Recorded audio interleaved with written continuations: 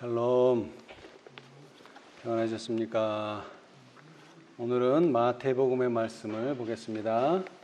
마태복음 26장 36절입니다. 마태복음 26장 36절. 자, 누가 찾으셨으면 큰 소리로 한번 읽어보십시오. 이에 예수께서 제자들과 함께 겟세마네라 하는 곳에 이르러 제자들에게 이르시되 내가 저기 가서 기도할 동안에 너희는 여기 앉아 있으라 하시고. 우리가 교과를 통해서 겟세마네에 대해서 공부를 했는데 우리가 생각할 때 이 겟세마네라고 하는 것은 예수님의 십자가 지시기 전에 아주 중요한 사건, 예수님께서 그것을 감당하기 위하여 기도하신 참으로 중요한 사건처럼 보이는데 성경에는 이 겟세마네가 딱 두 성경절밖에는 나오지 않습니다. 이 마태복음과 또 마가복음 14장 32절, 마가복음 14장 32절, 저희가 겟세마네라 하는 곳에 이르매 예수께서 제자들에게 이르시되 나의 기도할 동안에 너희는 여기 앉으라 하시고. 예수님께서 3년 반 동안 공생애를 사시면서 예수님은 주로 밤에 많은 기도를, 새벽까지 기도를 하셨습니다. 그런데 그 기도가 어떤 기도를 어떻게 하셨는지 잘 소개되어 있지 않지만 유일하게 예수님께서 십자가에 달리시기 몇 시간 전에 이 겟세마네라 하는 동산에서 드린 기도는 자세하게 기록되어 있습니다. 그런데 이 겟세마네라고 하는 이 뜻은요, 기름 짜는 틀이라 하는 뜻입니다. 기름 짜는 틀. 여러분, 기름을 어떻게 짭니까? 특별히 열매에서 기름을 짜내는데요, 기름을 짜기 위해서는 엄청난 압력이 가해져야 됩니다.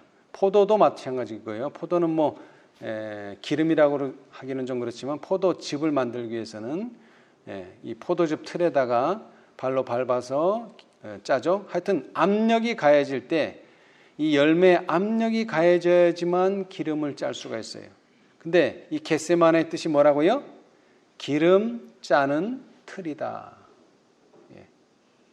그래서 우리가 이 증언의 말씀에 초인간적인 고뇌로 고난을 당하신 곳이 바로 겟세마네입니다. 겟세마네. 인간으로서 이런 고뇌를 당한 적이 없어요. 뭐가 피로 변했다고요? 땀이 피로 변할 정도의 고난. 그리고 또 다른 곳에서는 멸시와 고통의 쓴 잔, 죄의 저주의 결과, 피의 침례를 받기 위해서 밤새도록 기도하신 것이 또한 겟세마네입니다. 겟세마네. 그런데 이 겟세마네 사건, 예수님께서 멸시와 고통의 쓴 잔을 잡수실 수밖에 없었던 이유, 죄의 저주의 결과를 당하실 수밖에 없었던 이유, 피의 침례를 받으실 수밖에 없었던 이유는 원인이 있었기 때문이죠. 자, 우리 마태복음 26장, 겟세마네 성경절 읽었는데 26장 36절에서 46절에 대한 화이트 주석을 보겠습니다. 마태복음 26장 36절에서 46절까지의 주석. 거기 첫 번째가 사단은 그리스도를 뭐 하고요? 압착. 기름 짜는 틀이 겟세마네죠. 그리스도를 압착하고 분쇄하려고 함. 그 다음이 에덴 동산과 겟세마네 동산. 찾으셨어요? 거기서 두 번째 단락입니다. 이미 교과에서 읽었어요. 에덴 동산은 불순종의 더러운 오점과 함께 주의 깊이 연구해 보아야 하며 겟세마네 동산과 비교해 보아야 한다. 그 동사는 세상의 구속주께서 온 세상 죄가 그분 위에 몰려올 때 초인간적인 고뇌로 고난을 당하신 곳이다. 아담은 그의 불순종의 결과를 헤아려 보려고 생각지도 않았다. 여러분, 예수님께서 이 초인간적인 고뇌로 고난을 당하신 이유는 어디에 있다고요? 에덴 동산으로 가야 된다. 에덴 동산에서 어떤 일이 벌어졌어요? 에덴 동산은 불순종의 더러운 오점과 함께 주의 깊이 뭐 해보아야 하며? 연구해 봐야 돼요. 뭐를 연구해 봐야 돼요? 에덴 동산을 불순종과 관련해서 연구해 봐야 돼요. 그 다음에는요, 겟세마네 동산과 또 뭐를 해봐야 돼요? 비교를 해봐야 돼요. 비교. 예. 여러분이 아시는 것처럼 에덴 동산에서 무슨 일이 벌어졌나요? 자, 우리 창세기로 가보겠습니다. 창세기. 성경책의 제일 첫 책, 창세기 2장 17절. 한번 누가 또 읽어보세요. 선악을 알게 하는 나무의 실과는 먹지 말라. 내가 먹는 날에는 정령 죽으리라 하시니. 이제 여기서부터 시작됩니다. 하나님의 명령은 뭡니까? 선악을 알게 하는 나무의 실과는 뭐 하지 말라? 먹지 말라.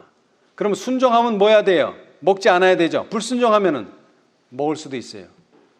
자, 그런데 아담과 하와가 어떻게 했나요? 순종했나요? 불순종했나요? 3장 6절 한번 또 읽어보세요.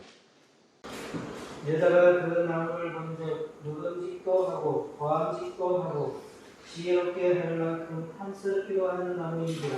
여자가 그 실과를 따먹고 자기와 함께한 남편에게도 주매 그도 누른지라. 예, 여러분, 우리는 말씀을 대할 때 주의해야 될 게 딱 한 가지 있는데 뭐를 배제해야 돼? 말씀을 읽을 때 자신의 생각, 자신의 감정은 뭐 해야 되죠? 버려야 돼요. 자, 그런데 여자가 왜 불순종을 했어요? 다 이유가 있어요. 그 나무를 본즉 뭐하고? 먹음직도 하고 보암직도 하고 더 나아가서는요, 지혜롭게 할 만큼 탐스럽기도 한 나무인지라. 근데 하나님의 말씀 뭐라 그랬어요? 선악을 알게 하는 나무의 실과는 먹지 말라. 여기에는 이유가 없어요. 먹음직도 하고 보암직도 하고 지혜롭게 할 만큼 그런 나무 같은데 내 생각에는. 근데 하나님의 말씀 뭐라 그래요? 먹지 말라. 근데 여자는 뭘 따랐죠? 자신의 생각과 자신의 감정을 따라서 먹음직도 하고 보암직도 하고 더 나아가서 지혜롭게 할 만큼 하니까 하나 먹어보자. 여자가 그 실과를 따 먹고 어떻게 했다고요? 자기와 함께한 남편에게도 주매 그도 먹은지라. 여기서부터 뭐가 시작되는 겁니까? 사망이 시작되는 겁니다. 사망이. 왜? 불순종의 결과는 뭐라고요? 사망입니다. 자, 고린도전서 15장 22절 또 누가 한번 읽어보세요. 아담 안에서 모든 사람이 죽는 것 같이 그리스도 안에서 모든 사람이 삶을 얻으리라. 예, 우리는 두 가지를 인정하고 받아들여야 됩니다. 첫째, 여러분, 아담과 여러분의 사이는 몇 대나 될까요? 아담과 여러분의 사이는 수백 대가 아마 되겠죠? 그러나 아담 안에서 태어나는 모든 사람은 뭐를 받아들여야만 합니까? 죽는다는 것. 왜? 시조가 범죄했기 때문에 그 시조에게서 태어나는 모든 사람은 죽을 운명에 처했다는 것. 자, 그런데 감사하게도 오늘 우리가 겟세마네를 공부했지만 겟세마네를 통해서 예수님이 그 고뇌를 받아들이고 십자가에 달리시기로 결정하심으로 말미암아 우리는 그리스도 안에서 모든 사람이 반대로 이제 죽음의 반대 뭐를? 삶을, 생명을 얻으리라. 이것도 우리는 또 받아들여야 합니다. 에덴 동산에서 불순종하지 않았다면 겟세마네의 고뇌는 없었을 것입니다. 첫째 아담의 불순종으로 말미암아 모든 사람이 죽게 된 것처럼 둘째 아담인 예수님으로 말미암아 모든 사람이 살게 되었습니다. 이것이 에덴 동산과 겟세마네 동산의 관계입니다. 자, 그런데 사실은 이 선악을 알게 하는 나무를 주신 이유는 아담과 하와를 시험하기 위한 것입니다. 시험. 자, 우리 부조와 선지자를 보겠습니다. 부조와 선지자. 부조와 선지자 52페이지. 시험이라는 것은 합격할 수도 있고 불합격할 수도 있습니다. 52. 그런데 아담과 하와는 불합격했죠. 자, 52페이지. 53이 맞네요. 53. 천사들처럼 에덴의 거주자들도 시험 아래 있었으며 그들의 행복스러운 지위는 창조주의 율법에 충성하는 조건하에서만 지속될 수 있었다. 여러분, 아담과 하와가 창조된 것이 먼저입니까? 천사들의 타락이 먼저입니까? 천사들처럼 에덴의 거주자들도 시험 아래에 있었다. 그 말의 뜻이 뭐죠? 이미 천사들은 뭐를 받았다? 시험을 받았다는 거예요. 그런데 그 시험은 천사들에게만 있는 게 아니라 새로 태어나는 모든 창조물, 피조물에게도 이 시험은 주어져야 되는데 그 이유는 뭐예요? 창조주의 율법에 충성을 해야지만 뭐 할 수 있다? 행복을 지속할 수 있다. 그들은 순종하고 살든지 불순종하여 죽을 수도 있었다. 하나님께서는 풍성한 축복을 받을 자로 그들을 창조하셨다. 그러나 그들이 하나님의 뜻을 거역하면 범죄한 천사들을 아끼지 않으신 하나님께서 그들을 아끼실 수 없으실 것이었다. 범죄는 하나님께서 주신 선물들을 박탈하고 그들에게 불행과 멸망을 가져올 것이다. 여러분, 여러분이 아시는 것처럼 천사는 인간보다 높은 존재입니까? 낮은 존재입니까? 높은 존재예요. 그런데 이 천사들도 범죄했을 때는 뭐 하지 않으신다? 아끼지 않으신다. 뿐만 아니라 겟세마네는요, 천사보다 더 한 단계 더 높은 누구도 당신의 아들도 뭐 하면 죄의 값은 피할 수 있다 없다? 피할 수 없다. 그게 겟세마네 동산의 진리입니다. 예. 여러분, 아까도 말했지만 이 불순종의 결과를 아담은 헤아려 보려고 생각지도 않았다. 그 말은 그렇게 대단한 문제라고 생각하지 않았어요. 범죄는 했지만 그냥 자기 죽고 하와 죽으면 끝나는 줄 알았어요. 근데 그게 그렇게 끝나는 문제가 아니라는 거죠. 자, 투쟁과 용기 제가 읽겠습니다. 22페이지. 아담의 생애는 슬픔과 비천의 생이요 계속 회개하는 생이었다. 그가 자녀들과 손자들에게 여호와를 경외하도록 가르칠 때에 그는 그의 후손에게 그처럼 비참한 결과를 가져오게 한 죄에 대하여 신랄한 책망을 받았다. 아담은 아름다운 에덴을 떠날 때에 그가 죽게 되리라는 생각이 그를 공포에 떨게 하였다. 그는 죽음을 가장 무서운 재난으로 보았으며 그는 그의 최초의 큰 범죄에 대하여 자기 자신을 신랄하게 책망하였다. 그는 허락의 구주의 희생을 통하여 하나님께 용서를 간구하였다. 그는 낙원에서 범한 그의 범죄에 대한 하나님의 진노를 깊이 느꼈다. 그는 마침내 하나님으로 하여금 홍수로 지상의 거민을 멸하게 할 보편화된 부패를 목격하였다.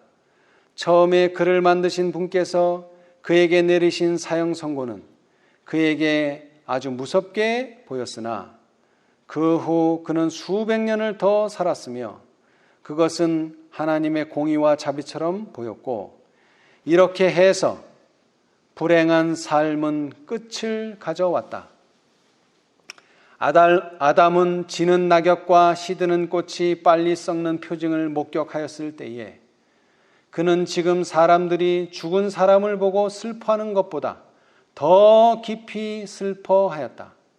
시드는 꽃은 그것이 작고 연약함으로 슬픔의 큰 원인은 되지 않았으나 늠름한 큰 나무들이 잎사귀를 떨어뜨려 썩게 될 때에 이것은 하나님께서 특별히 인류의 유익을 위하여 창조하신 아름다운 자연이 그의 앞에서 사멸되는 것을 나타내었다. 아담은 자자손손 9대까지 그의 에덴의 완전한 본향, 자신의 타락과 그 무서운 결과를 설명하였다. 그는 그들에게 죄는 어떠한 형태로 존재하든지 벌을 받아야 한다는 것을 선언하였다.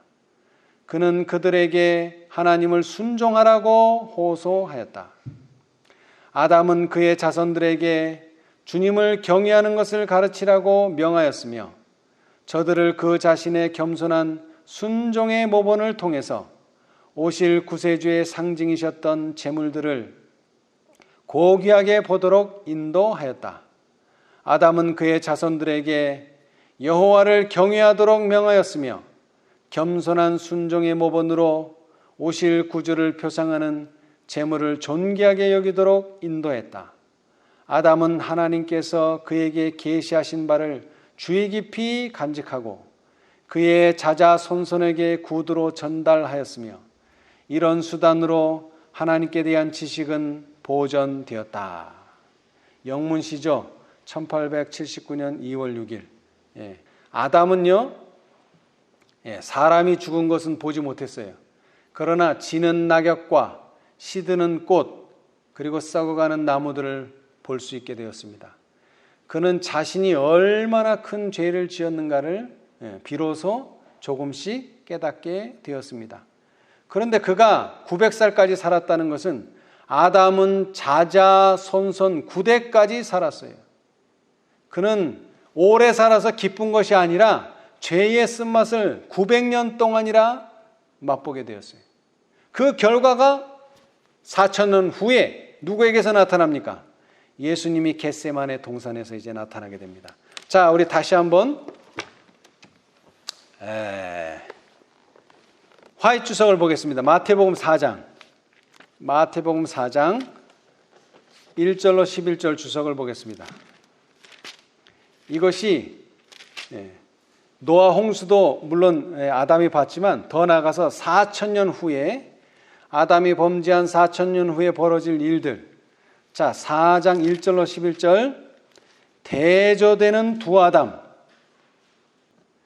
아담이 에덴에서 유혹자의 공격을 받았을 때는 그에게 죄의 흔적이 없었다. 그는 하나님 앞에 그의 완전함 가운데 있었다. 그의 존재의 모든 기관과 그 기능들은 고루 발달되어 있었고 균형이 잘 잡혀 있었다. 유혹의 광야에서 그리스도는 아담이 실패한 시험을 받기 위해서 아담의 자리에 섰다. 여기에서 그리스도는 아담이 그의 집에 빛을 등진 지 4천년이나 지난 다음에 죄인을 위하여 승리자가 되셨다. 얼마나 지났다고요? 4천년. 뭐한지? 그의 집에 빛을 등진 지. 그러니까 범죄하고 바로 그날 쫓겨났어요. 그러니까 범죄한 그날로부터 얼마가 지났어요? 4천년이 지나서 누가 나타났어요? 예수님이 무슨 자리로? 아담이 실패한 시험을 받기 위해서 아담의 자리, 둘째 아담의 자리로 오셨어요. 그래서 그들은 아담이 에덴에서 갖고 있었던 본래의 순결과 지혜와 지식으로부터 점점 멀어져 가고 있었다. 얼마나 지났으니까? 4,000년이. 주님께서 인간을 도우시기 위하여 땅에 오셨을 때에 그는 인류의 죄와 연약함을 있는 그대로 걸머지셨다. 타락한 인간의 약점을 그 몸에 그대로 지닌 채 모든 일에 우리와 한결같이 시험을 받아 사단의 시험을 마주 대하여 서야만 하셨다. 둘째 아담이신 그리스도께서 사단과 투쟁하기 위하여 홀로 그 음울한 광야에 들어가셨으니 첫째 아담과 얼마나 큰 대조인가. 타락한 이후로 인류는 체격도 육신의 힘도 점점 작아져 왔고 도덕적 가치를 좋을 때는 점점 더 아래로 내려가서 주님의 재림식까지 계속 그렇게 될 것이다. 타락한 인류를 향상시키기 위해서 주께서는 인간이 처해 있는 그 지점까지 내려가야 하셨다. 그분은 인성을 취하시고 인류의 연약성과 퇴화된 모습을 그대로 지니고 계셨다. 죄를 알지도 못하신 그분께서 우리를 위하여 죄가 되셨다.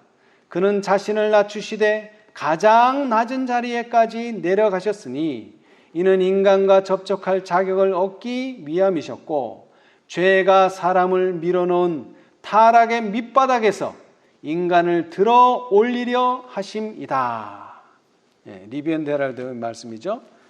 여러분, 이 출애굽의 사건을 보면 40년은 한 세대를 말합니다. 그래서 기성의 세대가 다 죽고 새로운 세대가 가나안 땅을 들어가게 되는데요. 4,000년은 40년에 몇 배입니까? 100배입니다. 100배. 30배, 60배, 100배. 최고의 절정에서 예수님이 태어나셨어요. 4,000년이 지난 다음에. 그런데 그 체력은 어떻게 됐다고요? 체력과 정신력과 더욱이 나아가서 도덕적 가치는 4,000년 동안 계속 퇴보해 왔는데 그 육체를 가지고 예수님은 오셨다는 거예요. 자, 또 보겠습니다. 시대의 소망. 시대의 소망. 시대의 소망 652페이지. 시대의 소망 652페이지. 얼마 전에 우리가 공부했죠. 시대의 소망 652페이지. 그리스도께서는 두 제도와 그 의식에 따르는 그리스도께서는 두 제도와 그 의식에 따르는 두 큰 축제 사이의 전환점에 서 계셨다. 흠없는 하나님의 어린 양인 그리스도는 자기 자신을 속죄물로 지금 막 바치려고 하였으며 이렇게 함으로 그분은 4,000년 동안 당신의 죽음을 지적하여 온 예표와 의식의 제도를 끝내실 것이었다. 그분은 제자들과 함께 유월절을 잡수실 때에 그분의 큰 희생에 대한 기념이 될 예식을 유월절 대신으로 세우셨다. 유대인들의 민족적 축제일은 영원히 끝나려고 하였다. 그리스도께서 세우신 예식은 각 시대를 통하여 모든 나라에서 당신을 따르는 자들이 지켜야 할 예식이었다. 예, 감사합니다. 자, 서두에 그리스도께서는 두 제도와 그 의식에 따르는 두 큰 축제 사이의 전환점에 서 계셨다. 언제 전환점에 서 계셨어요? 십자가에 달리시기 직전에. 십자가에 달리심으로 어떻게 됐죠? 휘장이 위에서 아래로 찢어지면서 더 이상 무슨 제도는, 여기서 그리스도께서 두 제도라 그랬는데요. 무슨 제도죠? 무슨 제도와 무슨 제도예요? 크게는 제사 제도, 또 작게는 유월절 제도, 양을 잡아 죽이는 그 제도와 이제는 양이 아니라 당신의 피와 당신의 살을 먹는 성만찬 예식, 이 두 제도가 서로 바뀌는 전환점에 서 계셨어요. 이제 더 이상 제사 제도는 유용하지 않습니다. 제사 제도로는 우리의 죄가 용서받을 수 없습니다. 이제는 성만찬 예식을 통해서 우리는 그리스도의 살을 먹고 그리스도의 피를 먹어야만 합니다. 그런데 그것이 이루어지기까지 4,000년이라는 시간이 걸렸어요. 4,000년. 자, 또다시요. 각 시대 대쟁투 327페이지. 이래의 절반에 제사와 예물을 금지할 것이다. 이래의 절반에 제사와 예물을 금지할 것이다. 침례를 받으신 지 3년 반이 지난 서기 31년 주님께서는 십자가에 못 박히셨다. 갈바리에서 드리우신 그 위대한 희생으로 말미암아 과거 4,000년간 하나님의 어린 양을 표상한 희생제도는 끝났다. 모형은 실체와 만났고 모든 희생제도와 제물에 관한 의례와 의식은 끝나게 되었다. 예, 여러분 4,000년이 의미하는 것은 상당히 의미가 여러 가지가 있는데요. 제사제도가 성만찬 예식으로 바뀌고요. 예수님께서 4,000년 후에 나타나셔서 십자가에 달리셨고요. 이러한 모든 것의 교차점이 4,000년에 있는데 다른 곳은 그냥 4,000년, 4,000년, 4,000년이라고 말했지 딱 해를 몇 년인지는 지목하지 않았어요. 그런데 지금 읽은 이 증언의 말씀은 뭐라고요? 이 4,000년이 언제? 서기 31년 예수님이 십자가에 못 박히신 사건을 정확하게 묘사하고 있습니다. 자, 다시 말하면 에덴 동산의 사건이 어떻게 종지부를 찍느냐? 겟세마네 사건으로 종지부를 찍는 거예요. 그런데 거기에 걸린 시간은 4,000년. 그리고 정확히 그 사건은 십자가, 겟세마네를 조금 더 지나서 몇 시간 후에 벌어질 십자가에서 완전히 끝을 내립니다. 예. 자, 다시 시대의 소망 759페이지. 시대의 소망 759페이지. 제가 증언의 말씀에서 나오는 4,000년을 거의 다 찾아드리는 겁니다. 759페이지. 시대의 소망 759페이지. 다 이뤘다는 장인데요. 사단이 사람들로 하여금 범죄하게 했으므로 사단이 사람들로 하여금 범죄하게 했으므로 그 속에 평민이 가동되었다. 4,000년 동안 그리스도께서는 인류를 향상시키기 위하여 애쓰셨으며 사단은 인류를 멸망시키고 타락시키기 위하여 노력해왔다. 그리고 하늘 구주는 이 모든 것을 바라보았다. 예, 얼마 동안? 4,000년 동안 바라보았어요. 예. 그래서 그 4,000년 동안 바라본 결과 사단의 본성이 분명하게 드러나고 예수님 하나님의 본성이 또 분명하게 드러났어요. 예. 그래서 이 4,000년의 끝점이 바로 예수님이 십자가에 돌아가신 사건인데 이 끝점은 오늘날 예수님의 재림을 맞이하기 위해 준비할 백성들에게도 중요한 사건이 묘사되어 있는데 그것이 바로 2300주야입니다. 자, 각시대 대쟁투 410페이지. 각시대 대쟁투 410페이지. 410. 예, 거기 중간에 있네요. 1566페이지. 첫 번째 문단, 오른쪽 편의 첫 번째 문단. 이 결론을 받아들이므로 그들은 일찍이 그들이 산출한 2300조에 대한 예언의 기간을 부인하게 되었다. 2300조에는 기원전 457년 가을에 효력이 나타난 바사왕 아닥사스다의 예루살렘 중건 명령으로 시작되었다. 그것을 기점으로 계산하면 다니엘서 9장 25절로 27절까지 예언된 모든 사건들의 설명은 완전히 들어맞는다. 2300년의 첫 부분인 483년, 곧 69주일은 기름 부음을 받은 자, 메시아의 시대까지 미칠 것이었다. 그런데 기원 후 27년에 그리스도께서 침례와 성령의 기름 부음을 받음으로 그 예언은 분명히 성취되었다. 또한 70주일의 중간에 메시아는 끊어질 것이었다. 과연 그리스도께서 침례 받으신 후 3년 반 만에 십자가에 달리셨다. 그때는 얼마라고요? 서기 31년 봄이었다. 70주 곧 490년은 특별히 유대인에게 속한 것이었다. 그 기간의 끝에 유대민족이 제자들을 핍박함으로 마침내 그리스도를 거절하게 되었고 그때로부터 사도들은 이방인에게로 가게 되었는데 그때가 서기 34년이었다. 이로써 2300년의 첫 부분인 490년이 지나갔으므로 1810년이 남게 된다. 서기 34년에서 1810년을 연장하면 1844년이 된다. 천사는 그때의 성소가 정결하게 함을 입으리라고 하였다. 그 예언 중에 밝히 기록된 모든 사건은 지정된 때에 의심할 여지 없이 다 성취되었다. 그렇다고 구속의 경륜이 끝났느냐? 그렇지는 않습니다. 뭐가 남았어요? 그때의 성소가 정결하게 함을 입으리라. 성소가 정결하게 되면 어떻게 될까요? 그의 영광으로 땅이 환하게 됩니다.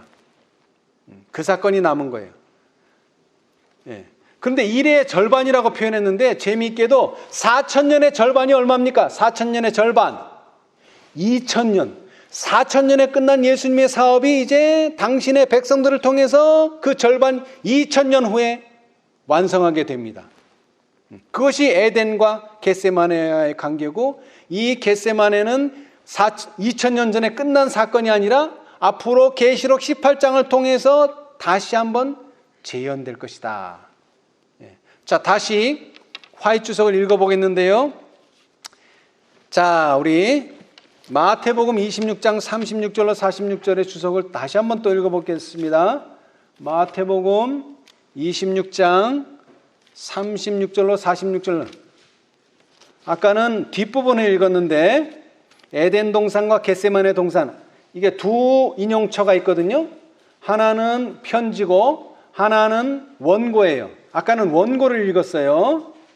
에덴 동산은 불순종의 더러운 옷장과 함께 주의 깊이 연구해 보아야 하며 겟세마네 동산과 비교해 보아야 한다. 이것이 바로 뒷부분이에요. 자, 이번엔 앞부분을 읽어보겠어요. 앞부분. 불순종의 동산 에덴과 순종의 동산 겟세마네가 우리 앞에 있다. 에덴 동산의 불순종은 얼마나 값이 비싼 장난이었으며 금단의 열매를 따먹는 그 일에는 얼마나 많은 것들이 포함되어 있는가. 그러나 불순종 가운데서 하나님의 율법을 범하고 하나님을 멀리 떠나 똑같은 불순종의 발자취를 따라 행하고 있는 사람들이 참으로 많이 있다. 사람들이 이기적인 마음으로 하나님을 불순종하는 길에 들어서면 아무 생각 없이 그 길을 계속 가게 된다. 그들은 유혹의 길에 들어설 때 그 확실한 결과가 무엇인가를 계산하지 않는다. 그리고 그 유혹을 저항해 보려고 단지 미미한 노력을 하는 사람도 있지만 전혀 아무 노력도 하지 않는 사람도 많다. 그러나 두루마리가 펼쳐지고 하나님께서 그것을 살펴보실 때 저곳에서 주님을 부인하고 또 다른 곳에서 주님께 욕을 돌린 것을 발견하실 것이다. 그 두루마리가 점점 많이 펼쳐짐에 따라 그리스도인답지 않은 행동의 결과가 드러난다. 그들은 하나님의 말씀을 먹지 않았기 때문에 그들의 행동은 하나님의 아들의 살과 피를 먹고 마신 결과가 아니었다. 다시 말하자면 겟세마네 동산의 그 경험은 뭐를 한 사람들의 경험? 예수님의 살과 피를 먹은 사람들의 고난이에요. 그러나 그 고난이 끝나면, 십자가가 끝나면 예수님이 부활하시고 승천하신 것처럼 당신의 백성들도 부활하고 승천하게 될 것입니다. 아담이 순종하거나 불순종할 자유가 에덴 동산에서 있었다면 예수님께서도 겟세마네에서 그 쓴 잔을 받아 마시거나 거부할 자유도 예수님에게 있었습니다. 자, 우리 각시대 대쟁투를 보겠습니다. 각시대 대쟁투 347페이지. 각시대 대쟁투 347페이지. 347. 은혜의 왕국은 사람이 타락한 이후 범죄한 인류의 구속을 위하여 세워진 직후에 건설되었다. 그 후로 그 나라는 하나님의 뜻을 따라 그분의 허락에 의하여 존재하게 되었으므로 사람들은 믿음으로 그 나라의 백성이 될 수 있게 되었다. 그러나 그 나라는 그리스도께서 돌아가신 후에 비로소 확립되었다. 구주께서는 당신의 지상 생애를 시작하신 후일지라도 사람들의 고집스럽고 무정한데 염증이 나서 갈바리의 희생을 철회할 수도 있으셨다. 겟세마네 동산에서 그 저주의 잔은 그분의 손에서 떨고 있었다. 그때라도 그분께서는 당신의 이마에서 흘러내리는 피땀을 씻어버리고 타락한 인류를 그들의 죄 가운데서 멸망하도록 버려둘 수도 있었다. 그분께서 만일 그렇게 하셨더라면 타락한 인류를 구속할 수는 없었을 것이다. 그러나 구주께서는 당신의 생명을 버리시고 다 이루었다고 부르짖으면서 운명하심으로 구속의 경륜을 완전히 성취하셨다. 에덴 동산에서 범죄한 부부에게 허락된 구속의 약속은 이제 확증되었다. 하나님의 허락으로 오래전부터 존재해온 은혜의 왕국이 그때에 세워졌다. 예, 감사합니다. 여러분, 은혜의 왕국은 언제 건설되었다고요? 세워졌다고요? 시작되었다고요? 범죄한 사람이 타락하자마자 범죄한 이후 범죄한 인류의 구속을 위해서 계획이 세워진 직후에 건설되었다고 여기 표현하고 있어요. 근데 이것은 언제 확립됐어요? 실제로 예수님이 죄의 값을 치르셔야지만 완공이 되는 거예요. 그런데 예수님은 그것을 안 하실 수도 있는 뭐가 있어요? 자유가 예수님에게 있었어요. 그런데 예수님이 그렇게 하지 않는다고 해서 그것이 죄가 되지는 않아요. 왜? 죄를 지은 사람이 죄의 값을 치르는 것은 당연한 공의죠. 그런데 예수님이 십자가에 달리신 것은 공의를 행하기 위함도 있지만 그 죄값을 죄와 상관없는 자신이 받는 것은 하나님의 자비입니다. 그러니까 십자가는 하나님의 공의와 하나님의 자비가 만나는 것이 된 것이죠. 그런데 그렇게 해서 구속의 경륜이 완전히 성취되었어요. 그래서 생겨난 것이 은혜의 왕국입니다. 근데 우리가 가야 될 것은 은혜의 왕국입니까? 영광의 왕국입니까? 우리가 가야 할 것은 영광의 왕국입니다. 바로 그것이 2000년 동안 이 지상에서 시작되었고 십자가로 말미암아 시작되었고 이제 14만 4천인으로 말미암아 그 증거가 드러나게 되면 영광의 왕국이 확립되는 것입니다. 그것을 예수님은 요한복음 14장에 처서가 뭐 되면 예비되면 내가 너희를 데리러 오겠다. 그 말씀입니다. 예. 자, 우리 한 말씀만 더 보겠습니다. 산상보훈 50페이지. 산상보훈 50페이지. 산상보훈 50페이지. 중간쯤에 있네요. 두 번째 문단. 새 언약의 약속은 내 법을 저희 마음에 두고 저희 생각에 기록하리라는 것이다. 그리스도의 죽음으로 그분을 세상 죄를 지고 가는 하나님의 어린 양으로 가리킨 표상적 제도는 폐지되었으나 10계명을 통해 구체적으로 표현된 의의 원칙은 영원한 보좌와 마찬가지로 변치 않는다. 율법의 한 조목도 폐지되지 않고 1.1획도 변경되지 않았다. 에덴 동산에서 생애의 큰 원칙으로 인류에게 알려진 그 원칙들은 회복된 낙원에서도 변치 않고 존재할 것이다. 에덴 동산이 다시 지상에서 꽃필 때 태양 아래에 있는 모든 사람들이 하나님의 사랑의 율법을 순종하게 될 것이다. 아멘. 네. 여러분, 에덴 동산에서 불순종함으로 말미암아 아담과 하와가 잃어버린 것이 뭡니까? 물론 낙원도 잃어버렸어요. 낙원에서 쫓겨났어요. 근데 그거보다 더 중요한 게 있어요. 뭘 잃어버렸어요? 옷을 잃어버렸어요. 옷. 자, 우리 실물견, 이거 중요한 내용이니까 보겠습니다. 실물견 310페이지. 실물견 310페이지. 실물견 310. 실물견 310. 여러분, 라오디기아 권면 중에 하나가 뭐죠? 너는 벌거 벗었다. 근데 똑같은 상황이 에덴 동산에서도 벌어졌어요. 자, 순결한 흰 두루마기는 본래 우리의 시도가 거룩한 에덴에 있을 때 하나님께서 입혀주셨던 것이다. 그들은 하나님의 뜻에 완전히 일치한 생애를 살았고 저희의 모든 애정을 저희 친구께 바쳤던 것이다. 그리하여 아름답고 부드러운 하나님의 빛이 그 거룩한 뿔을 둘러쌌다.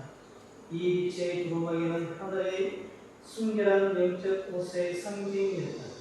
만일 저희가 하나님께 충성했더라면 그 빛의 두루마기가 언제까지나 계속해서 저희를 두고 있었을 것이다.